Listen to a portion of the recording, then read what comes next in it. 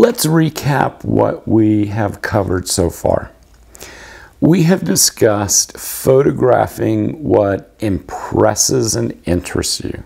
So very important when you want to impress your clients.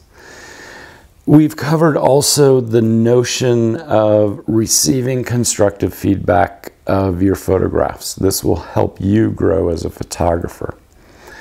And we've also discussed developing your own unique style, a way to make you different than every other photographer that's out there.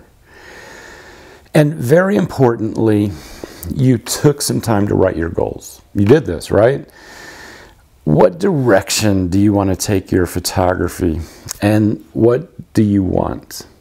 And something to think about is, what do you want to want?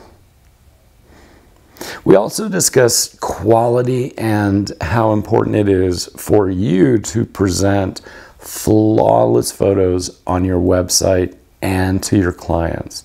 No blemishes, no spots.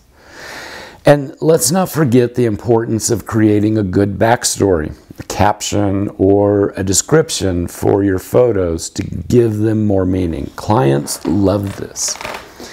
Now it's time to put all of these elements of photography into practice. What I want you to do is show me what you're passionate about in a photograph. Show me your photographic style and be sure that your photograph passes the quality test. Additionally, write a meaningful caption to go along with your photo. Now, when you're finished, upload your photo into the comment section of the course, and I will offer you constructive feedback.